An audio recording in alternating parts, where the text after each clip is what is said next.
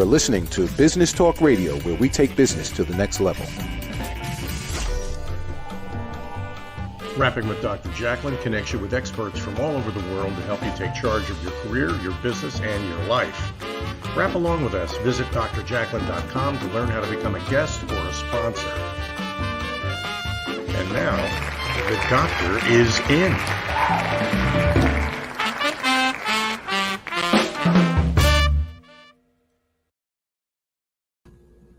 Hello and welcome back, or welcome if you're just joining us today. This is our fourth show and I am still pumped up and ready to go. I love this show because I meet the most interesting people. You are watching Rapping with Dr. Jacalyn. I have a story to tell, but it's not my story. I am the executive producer, I am the director and the broadcast engineer, and of course, your host. Joining me today from Canada is Morry Zelcovitch. Morry, welcome. Thank you, Dr. Jacalyn. I appreciate your asking me to be here.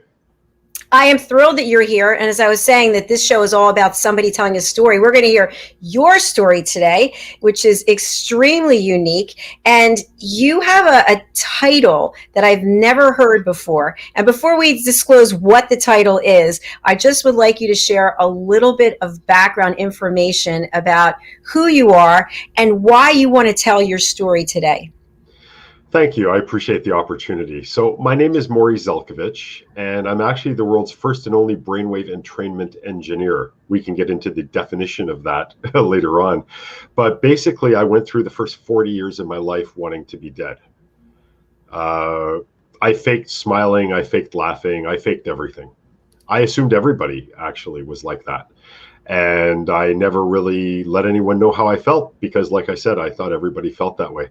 I tried to end my life at least a half a dozen different times, but to be honest, it's pretty easy to end your life if you really want to. So when I realized I couldn't end my life, I also realized I had to find a way to live. And that led me through an odyssey of examining myself, self-discovery, and learning about something I never thought I'd ever have any knowledge about: the human brain, the human mind, its physiology, its biochemistry, and how all of that interacts within itself to create your experience in the world. By studying and researching like I did, informally, by the way, I taught myself all of this by reading neurological journals and quantum physics papers and anything I could get my hands on that might actually help me to understand what was happening here. I ended up coming up with some theories as to why I felt the way I felt. Using those theories, I created audio signals, sounds basically, that acted and reacted with my neurons, which are our brain cells, in such a way as to create different types of states, brain states. Most of you might recognize those as being things like alpha, theta, delta, beta, gamma, things like that. The interesting thing is, depending on what part of the brain is resonating at a specific frequency, it actually creates chemistry, neurotransmitters, endorphins, and hormones. And it's the combination of these chemicals that actually allows you to feel, hear, act, or react to anything in your life. So if it doesn't pass through your brain, you don't experience it, because your brain creates the chemistry that allows you to experience it. So in a very tight nutshell, that's what brought me to be here. I literally used to wake up in the morning and cross my fingers, look out the window, and wish I would see mushroom clouds. Because when I saw mushroom clouds, that would let me know that I didn't have to live through another day. You might notice that I say all of this without any real emotion. And that's because using the technology I developed, I was able to deal with all of the issues. They're not there anymore. Every time I tell my story, I'm feeling more and more like I'm making it up every time. I'm so separated from the person that I used to be. And my goal is to help everyone else out there to be better, to be happier, to be more successful by defeating their demons, by exercising their brain, and by improving their outlook, by improving the functioning of their brain. Morry, thank you so much for sharing that. I found myself getting very emotional as you were describing your story, because you look at you, you're a good looking man. You're obviously highly intelligent. You have a beautiful smile. And it's hard to imagine as an outsider that you lived most of your life feeling the way that you did. And I'm just so grateful that you came up with the Morry method. I'm wondering, did you at some point receive a diagnosis that you then were able to say, okay, this is what's going on, and you work from there? Interestingly enough, when I went to see doctors, and I saw plenty of them, they all said you're coping really well. Back in the day when I went to see doctors, they didn't give pills for everything. So if I had gone now, I'm sure they'd have put me on all kinds of medications. Instead, they just said, Morry, you cope really well. Of course, I was thinking to myself, well, that's nice that you think I'm coping well. I don't see how trying to end my life, or at least thinking I'm trying to end my life, is coping well. And they would just send me on my merry way.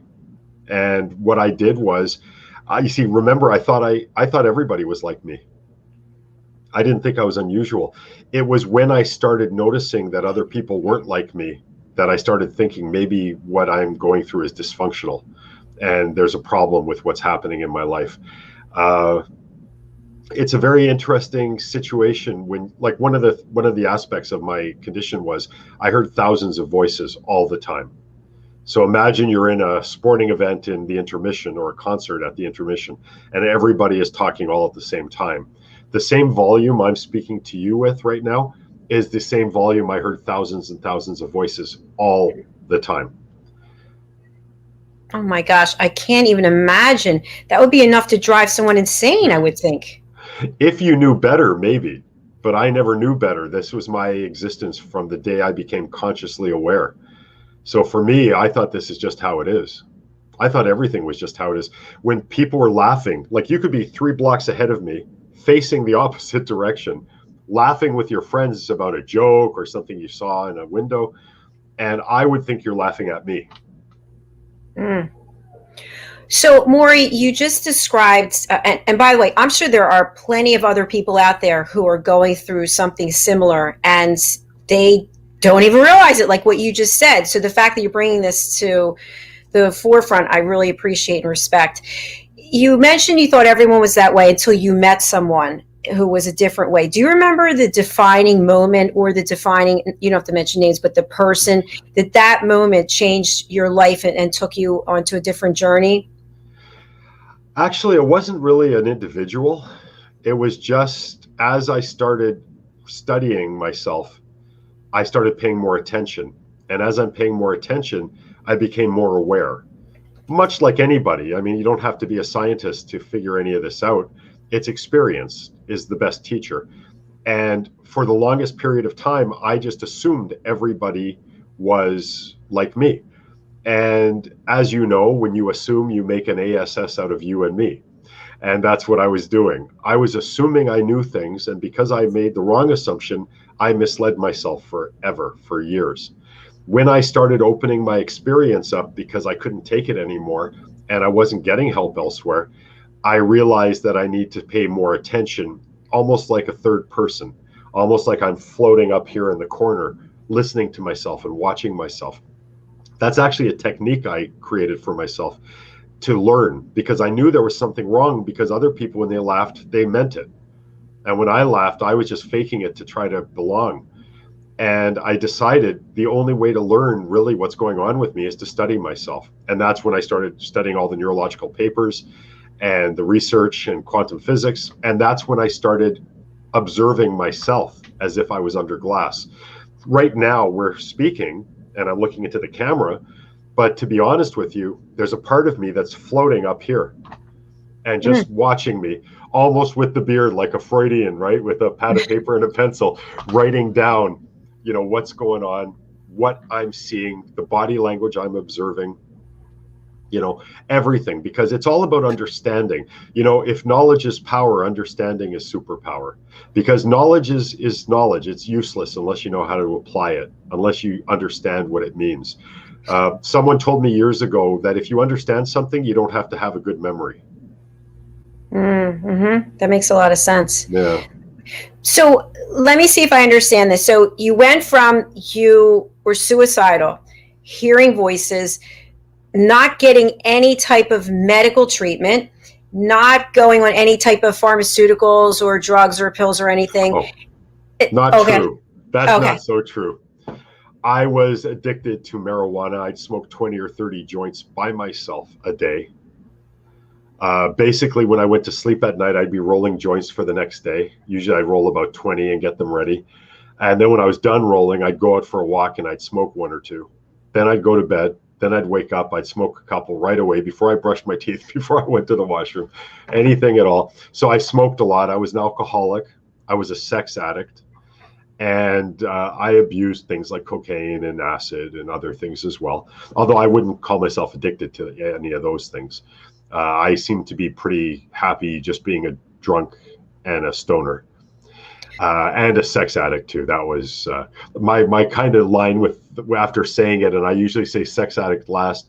But that all these things really only help me for a couple of minutes at a time as a distraction, which isn't bragging about my sexual prowess very much, is it? If it only helped me a couple of minutes, and then it didn't even help me, right? It just threw me off. But you can see how I can laugh at this now.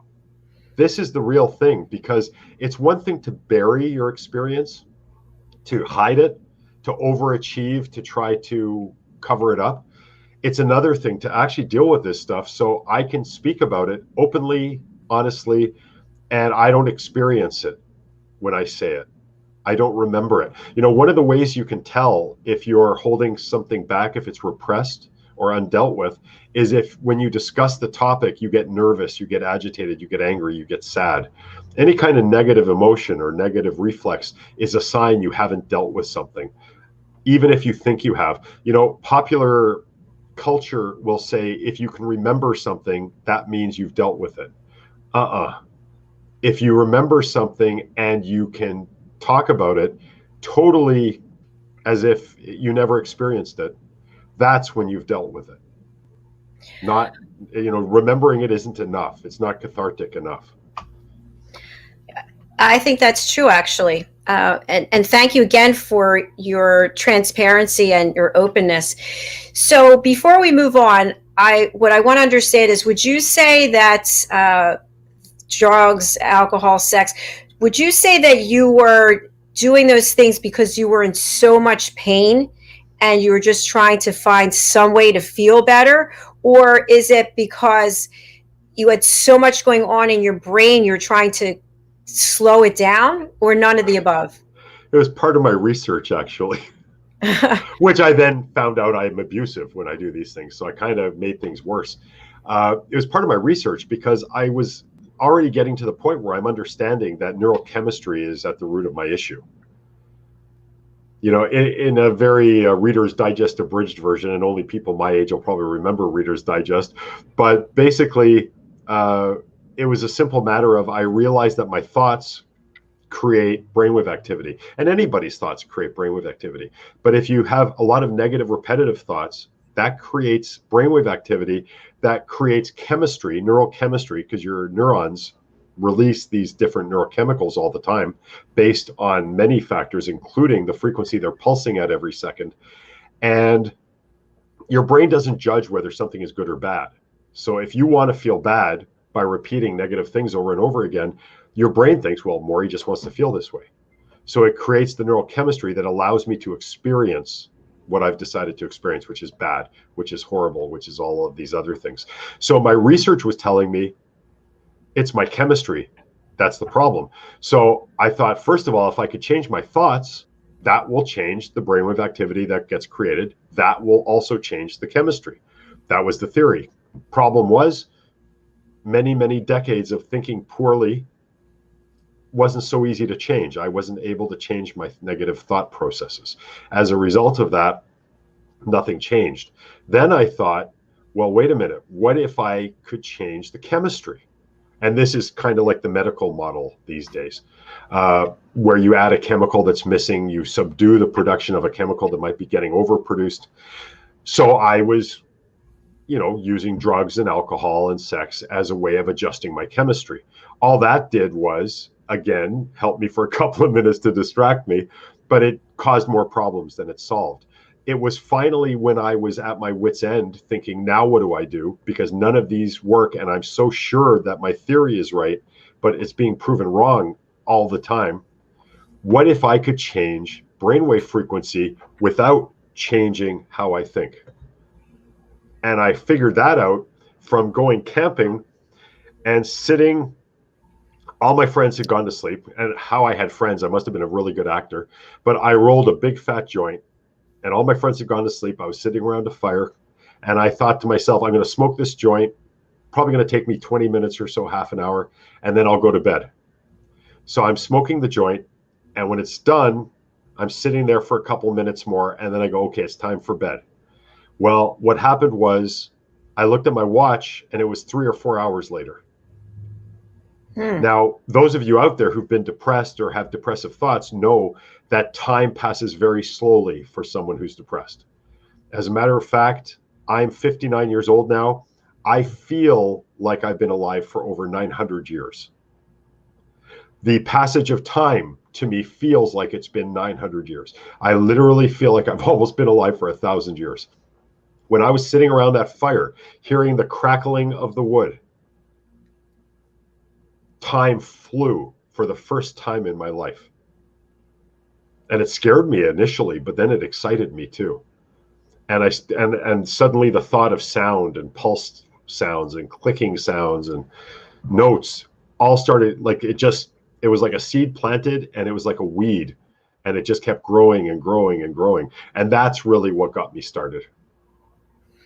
So that was the pivotal moment that you recall. Yes. So from that moment on, what would you say are the biggest changes that you've made in your life? Well, I've gone from wanting to be dead to wanting to live forever, pretty much. It's a bit of a double-edged sword, right? Because now that I'm enjoying life, it's flying by like this. But that's okay, because I'm enjoying life. I feel like even right now, I can feel a welling of emotion coming up in me. I'm just so grateful. And I've never felt grateful before that feeling. I've never felt grateful for the pain. Pain. I'm grateful for the depression. I'm grateful for the anxiety. I'm grateful for the poor sleep. I'm grateful for the injuries. I didn't get into any of this, but this is all symptomatic of what I went through for 40 years. I'm grateful for all of it, because without it, I wouldn't be who I am today and who I'm growing into being today. I don't think we ever stop evolving. I think the human experience is about evolution, and we all change all the time. And for me, the biggest thing for me has been the fact that I'm evolving and I'm changing. And even though I'm 59 years old, when I was 16 and 17 years old, I thought 59 was a foot in the grave, maybe 2 feet in the grave. And you start burying your legs already, and then the ground sinks a little lower as you get older and you bury yourself a little deeper. I honestly feel younger today than I felt when I was 16. I'm more excited. I have more potential, more interest, more excitement, more passion. I'm eager to know what tomorrow brings, because the one thing I've learned is that, because you have to understand, when you're depressed, you think you know everything. That's why you're depressed, because there's no way out. You're stuck. This is how it is. It's the knowing that locks you in, because you think you know. Intelligence is a wonderful thing, but when it makes us think we know all the answers, it's not helpful anymore. And for me, it was realizing that I will never have the answers, and I shouldn't have the answers. All I can ever hope to have is a better understanding today than I had yesterday, and then a better understanding tomorrow than I had today. And as long as I continue that way, my mind stays open. I'm always coming up with new ideas. What I will tell a client last year, if they asked me again, I will probably tell them something different, because my understanding is different now. I noticed a major change in your emotion and your demeanor from when you told the story of your past to when you're sharing now your excitement for today and for tomorrow. So that's definitely evident. Thank you. We have to take a quick break. When we come back, I'd love to talk about the Morry method and understand more about that. Is that okay with you? That'd be my pleasure. Thank you so much. Thank you so much. Stay with us. We'll be right back. We're going to hear from two of our sponsors, and then we'll be back with more from Morry.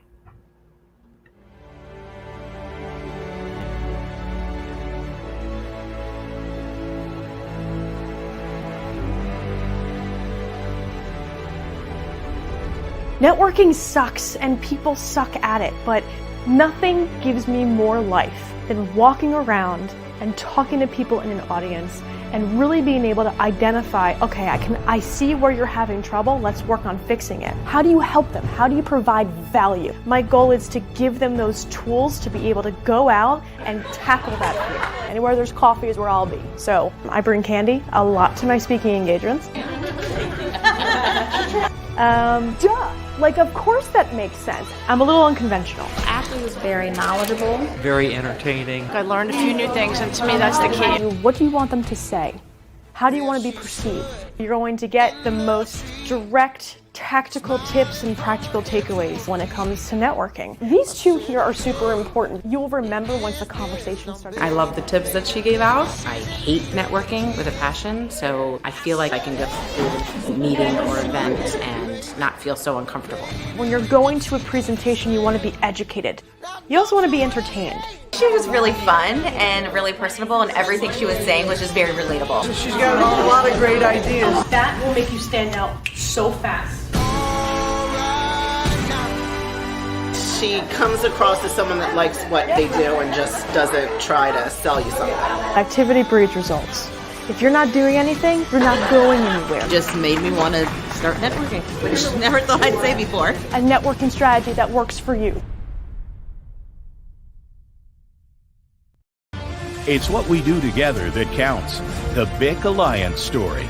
A true story about faith over adversity, perseverance, and entrepreneurship. Read Earl's story and how he became an entrepreneur. Available on Amazon, Kindle, and Audible.com. For more information, contact Earl Hurd at earlhurd@bigalliance.com or call 1-800-460-4242.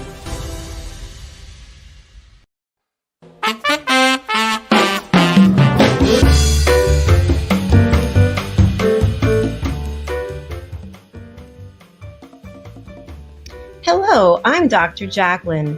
Rapping with Dr. Jacalyn presents A Better You. And here to tell us more is the creator of A Better You, Al Sini. Al, welcome to the show.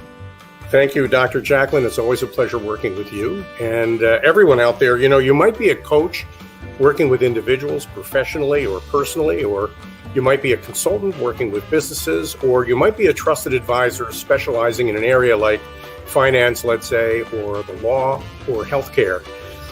Whatever of those roles you relate to, you all have one thing in common, and that is you're working every day to help people become better versions of themselves, a better you. And Dr. Jacalyn's A Better You program is an opportunity for you to express your expertise in a particular area for 15 minutes in front of an audience of people who are looking for help from people like you. Yep. So, Dr. Jacalyn, maybe you can tell everybody how they can learn more about this. It's so easy. You go to abetteryou.tv and you sign up to book your session.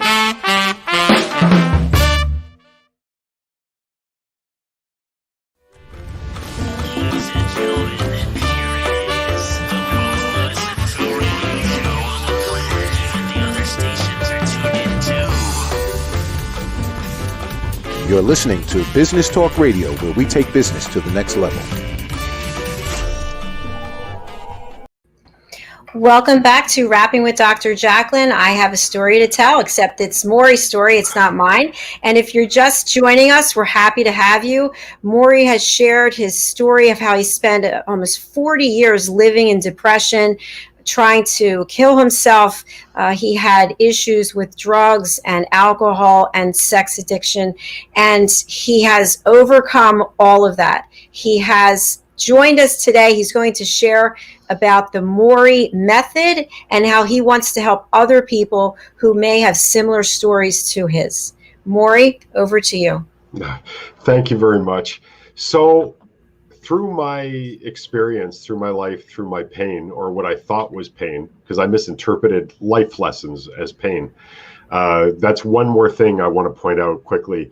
before I get into exactly what I do, is that one of my biggest problems was I kept thinking everything was bad that was happening to me. And the problem with thinking something is bad or defining it as bad is you do this. You close your eyes, you put your arms up, and you back away. And that's a problem, because when you do that, you don't see anything, you don't learn anything. When I changed, and it was by using my technology that I'll get into in a second, but when I changed my opinion of what was happening to me from something bad to something that was an education, that's when I started learning. And that's when all the so-called bad things kind of went away, because they weren't really bad to begin with. It was my definition of them that made them bad. They were really lessons that the universe was trying to teach me that I was ignoring because I thought I knew everything and I thought they were bad. So I just wanted to share that. So what I did was, to end up helping myself, was understanding that even though I couldn't teach myself, I couldn't read, I couldn't learn a technique on how to think better to change my neurochemistry, I found when I was listening to the fire, the clicking of the wood, the popping of the wood was doing something to me. Because as I mentioned before, for the first time in my life, time flew. I started researching the brain and how it reacts to sound initially. And I got into visual stimulation later, but the really important part is sound. You know, when you listen to music and you may have noticed, I kind of caught myself doing it because I saw my reflection when I was in the green room before, when I was hearing Dr. Jacalyn's intro. The music, I love it. It was just making me go. But I didn't realize I was doing it. I saw it in the screen, and that's when I saw myself doing this. That is a form of entrainment. So if those of you out there think that entrainment can't work for you, anytime you've been tapping your foot or your hands or bopping your head back and forth, listening to music you like without doing it on purpose, you have been literally entraining that part of your body to the beat of the music.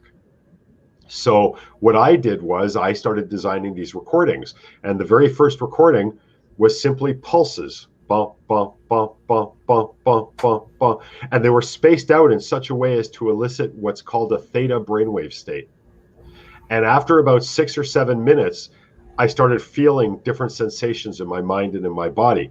And then after that, I started feeling other things. And this was after listening a number of times. But the most interesting part was the very first time I listened, I had my first recording and I didn't listen to it for a month. I was afraid, what if it didn't work? Because this was my last hope, I thought. What if it didn't work? And then that was the first 2 weeks. The last 2 weeks I waited because I was scared, what if it does work? What's it going to do to me? So I ended up listening. And I just put on ordinary stereo headphones, just like this. I closed my eyes, I leaned back, and I hit play. And the weirdest thing happened. 30 minutes is the length of that recording. It felt like 30 minutes. I heard pulse sounds the whole time. I heard shh in the background the whole time. I felt nothing the first time. Except when it was over, about 5 minutes after it ended, I started hearing the voices coming back. Those thousands of voices that I told you about that I heard all the time, I suddenly started noticing them coming back. For the first time in my life, I didn't hear those voices. And the fact that I was comfortable and I didn't even notice told me that it's not natural to hear all those voices. What's natural is not to hear them. And that's got me so excited that I just kept researching and kept studying and kept practicing and kept experimenting, so much so that I currently have 16 types of products out now. Each one of them has a brand new technology that's never been done before. I'm currently working on 24 new stimulation techniques, 4 of which I have figured out. The other 20 I'm still working on. And new ideas keep coming to me all the time. You know, I want to be able to have products and services that can help anybody, anywhere. And people will, I just got to get this out. I so apologize. But the thing that's important to remember is people will tell you, but that's not possible, Morry. You can never be something for everyone. You know what? If you can conceive yourself being something for everyone, that's because it's possible. Don't ever let anyone tell you you can't draw outside the lines. Always do what your instinct tells you. because you know better than anyone else can possibly know who you are and what you're capable of. And thank you, doctor, for allowing me to get that out. Oh, no problem. I just had so many questions. And so just to recap, so you were able to put together a series of sounds that you then could have played through your headset, and in closing your eyes and relaxing and listening to the sounds, the voices that you've been hearing stopped. Yes. And then as soon as the sounds were stopped, then the voices came back. About 5 minutes later after the first time. But I haven't heard voices in decades. That's amazing. We have a comment, by the way. Sure. Diane Bain, this is fascinating. Morry is going to help people around the world. Yes, absolutely, Diane. Yes. Can I just qualify that? Sure. I will be helping people to help themselves. My technology is surrounding around the most important aspect, which is your brain, your mind.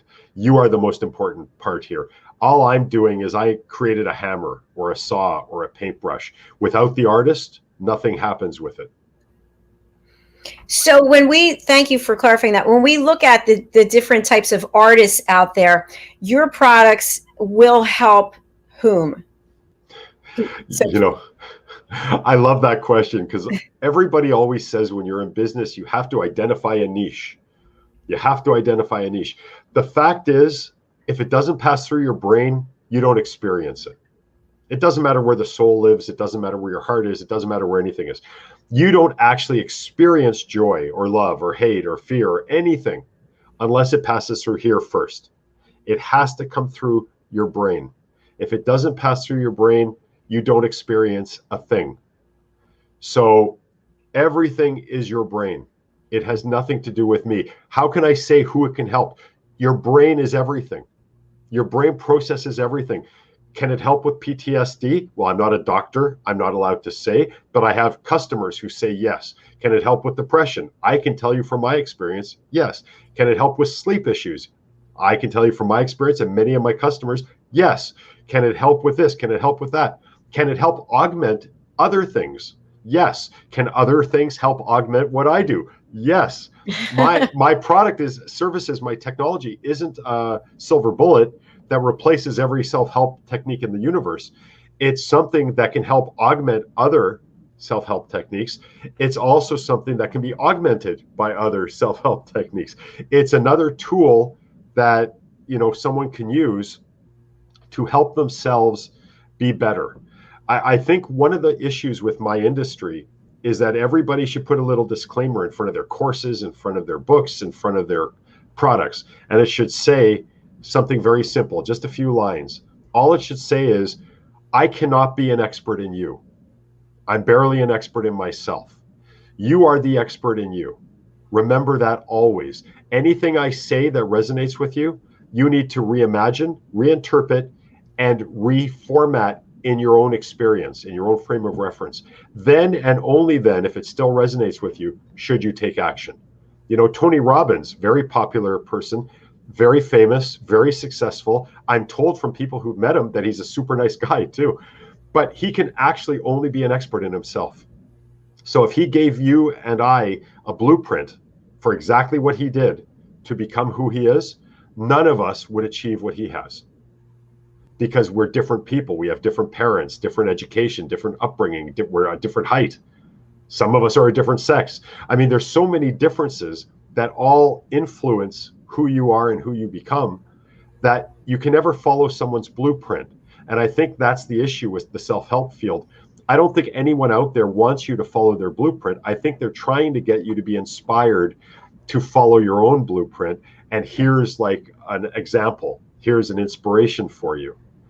And I just think they need to say that somewhere in their writing or in their production or in their video or in their whatever, so that people understand. Because I was so depressed trying to find ways to help myself and nothing helped me. It wasn't their fault. It was my fault. Well, fault is a weird word. It was my responsibility because I kept looking to someone else to be my expert, when the only expert I truly have is the one who looks at me in the mirror every morning when I brush my teeth. Very well said. Actually, I want you to know I just took some notes because I have a book coming out, and I'm going to call my book coach and tell him to put that disclaimer in there. I think that. Thank you. I think that's great. So, Morry, let's just for the audience. If you're struggling with anything, who knows what it could be? There are certainly things that help people. Meditation helps some people. Yoga helps some people. This helps some people. Together, all these things might help everyone. Who knows? But without trying it, without embracing it, you're never going to know. That's true. And the truth is, everybody has a brain, and everyone's brain, assuming it's functional, will react to the pulses that I create. It can't help it. There's a feature of the brain called the frequency following response, and that's kind of what's responsible for when we're bopping our head to your music. Okay, that's kind of what happens. So the neurons, when they're exposed to a steady, pure pulse for up to 6 minutes at least, in general, that's when most people's brains will start to what's called entrain, which is monkey see, monkey do. Follow the frequency. So if I have a frequency, your brain is doing this, and my frequency is doing this. Right? Eventually, they'll start matching up and they'll follow each other. And that's the idea. The idea is to train your brain back into normal states of consciousness.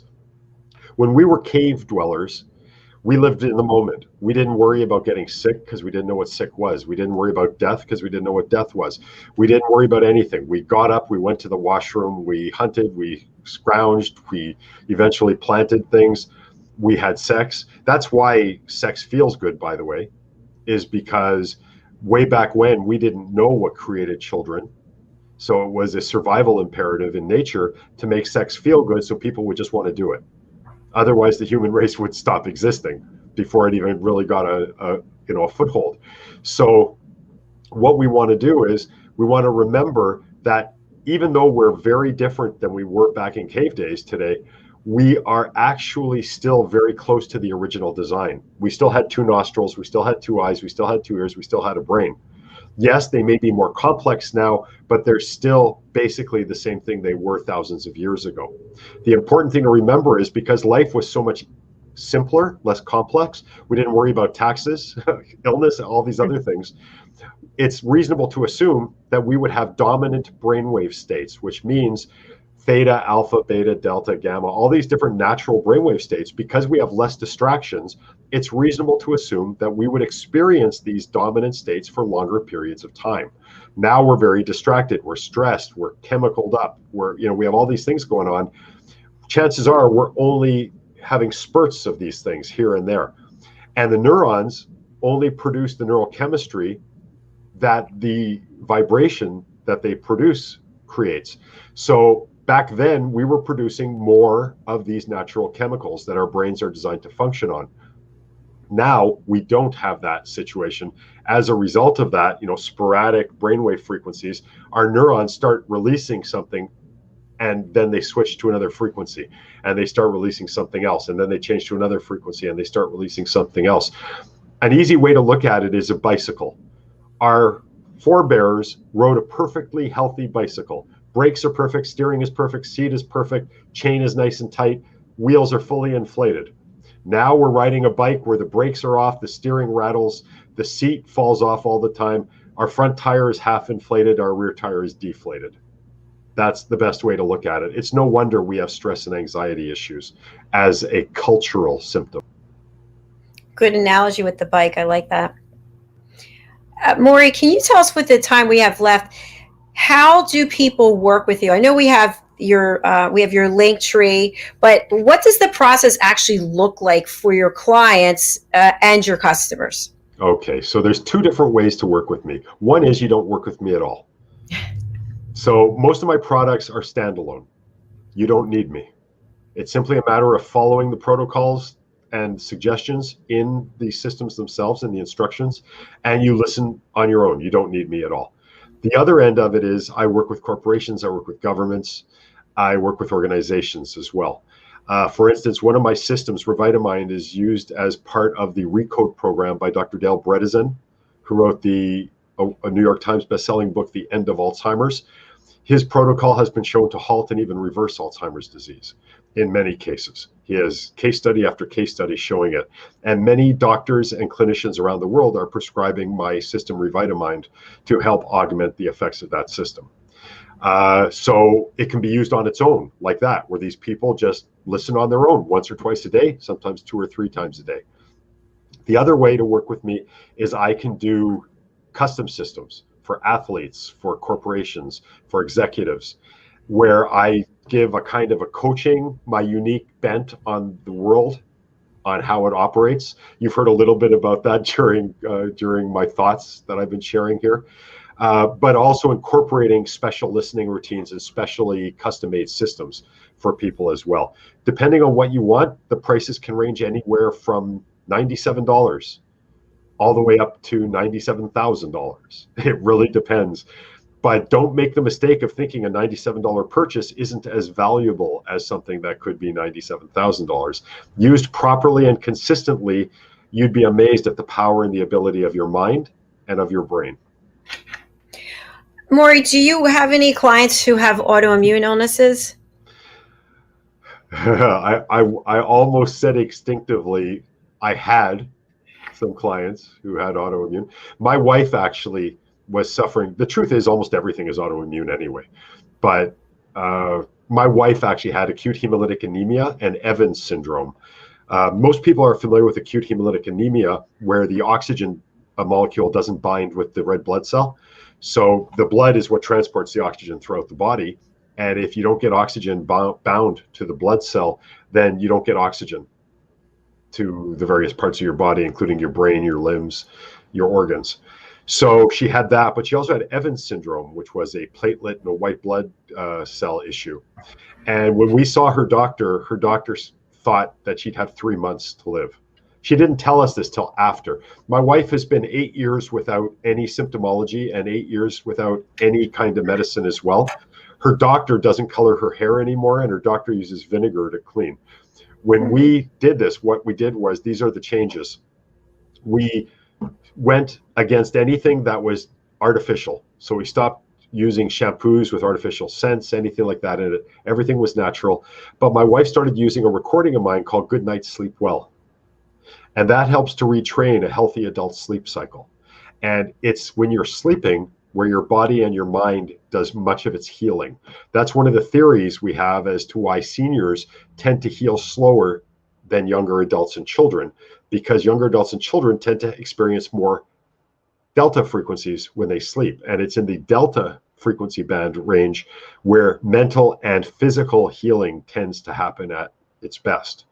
So what we can do now is, and this is what happened with my wife, she started using Good Night Sleep Well every night when she went to bed, and it helped her to sleep better, and she got better. Now, I'm not saying it's the responsibility of Good Night Sleep Well, but I would venture to say it was a component in her healing. Much like I said before, this is not a silver bullet. This is not a cure, but it is something that can help the mind. And if you want, you can do research. Go to Google Scholar, which is a special search engine Google has, where you can get medical statements and medical research papers, and look up meditation for health. And you will see there's tons of studies that show meditation shrinks the various parts of the brain, the reptilian brain in particular, the amygdala. And when that is shrank, the fight and flight response gets smaller and less influential. Your stress levels go down. When stress levels go down, blood vessels dilate, you get more blood and oxygen, you tend to heal better and faster, and you cope better. This kind of system was called by Dr. Bredesen and others as meditation on steroids, because there's no questioning, is it working? There's no questioning, am I supposed to feel this way? It happens automatically because of the frequency following response. And everybody has that. That's amazing. I mean, there's something for everyone. You just have to take it. It's like a tool in your toolkit, a tool in your tool bag, if you will. So I think it's been fascinating having you here. I just noticed our next show starts in 10 minutes. So no, that's okay. So Morry, people have been seeing the banner scrolling by, but for people listening on the radio, your Linktree address, can you please share that with them? Yeah, sure. It's just https:// www.link t.ee/Morry Zelko, MorryZelco.